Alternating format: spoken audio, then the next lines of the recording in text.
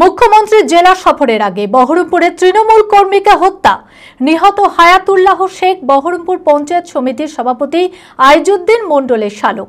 শুক্রবার রাতে বহরমপুর থানার কুমড়াদহ ঘাটের কাছে বাড়ির পাশে দাঁড়িয়ে থাকা অবস্থায় কয়েকজন দুষ্কৃতী এসে তার উপর চড়াও হয় এবং পেটে ধারালো অস্ত্র দিয়ে আঘাত করে। গুরুতর আহত অবস্থায় তাকে উদ্ধার করে মেডিকেল কলেজে নিয়ে যাওয়া হয়।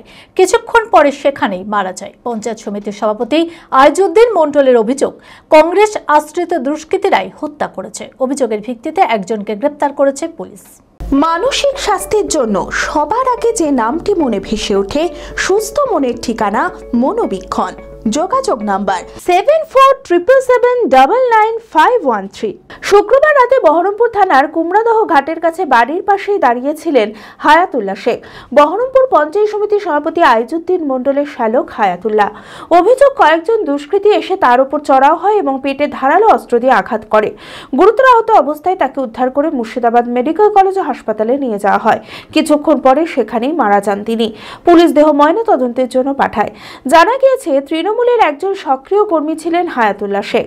পঞ্চায়েত সমিতির সভাপতি আইজুদ্দিন মণ্ডলের অভিযোগ, কংগ্রেস আশ্রিত দুষ্কৃতীরাই হত্যা করেছে। তারপরে ওই ওষুধ দোকান কি নাম,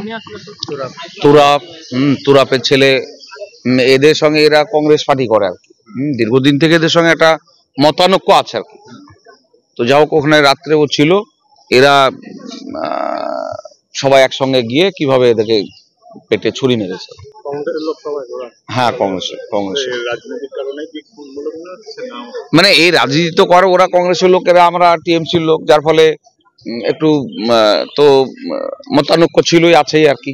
আমার শালা হচ্ছে, উনি টুকটাক ব্যবসা বাণিজ্য করে, পার্টির সঙ্গে যুক্ত আছে।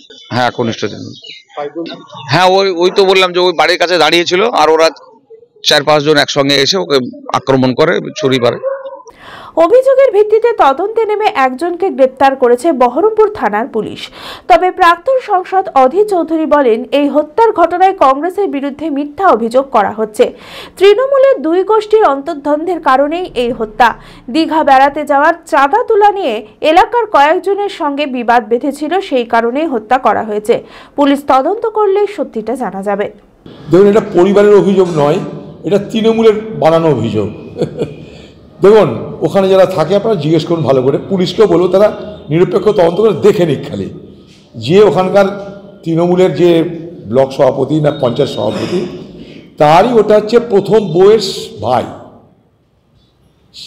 সেখানটায় মারামারিটা তৃণমূলের মধ্যে, কি দীঘা যাবে না কোথায় যাবে বলে তারা টাকা তুলছিল, এলাকাতে চাঁদা তুলছিল। তো তৃণমূলের আরেকটা গোষ্ঠী বলে যে তোদেরকে চাঁদা দেওয়া হবে কেন, এই হচ্ছে ঝামেলা সূত্রপাত।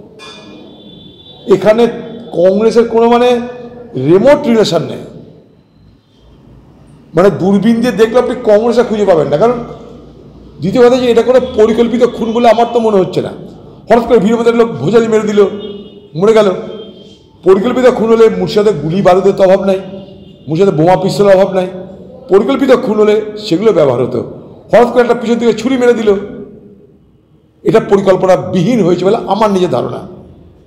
আর ওখানে কংগ্রেসের, দেখুন, কিছু হয়তো কংগ্রেসকে বলতে হবে, দিদি আসছে দেখাতেই হবে। তৃণমূলের মধ্যেকার গণ্ডগোলের জন্য আজকে এই পরিণতি। যদি কংগ্রেসের দিকে মিথ্যা করে ফাঁসানোর চেষ্টা করা হয়, কংগ্রেস কিন্তু বসে থাকবে না।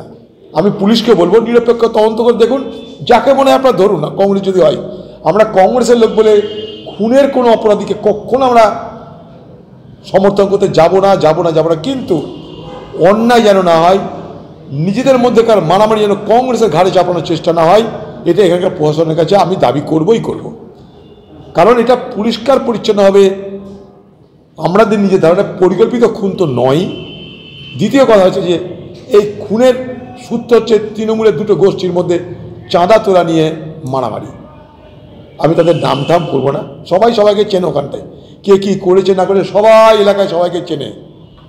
আর কংগ্রেসের বাড়ি দায়ী কেঁদেছে, আর কংগ্রেসের বাড়ি ক্ষমতা হয়ে গেছে যে তৃণমূলের নেতার একটা শালাকে ছুরি মেরে দিবে। এটা হাস্যস্কর বললেও কম বলা হয়। এখন দিদি আসার আগে তৃণমূল দলের অন্তর্দ্বন্দ্বের এটা একটা উপহার আপনি বলতে পারেন। আদি ঢাকেশ্বরীর বেনারসি মানে দাম্পত্য জীবনের সুখ ও সমৃদ্ধি।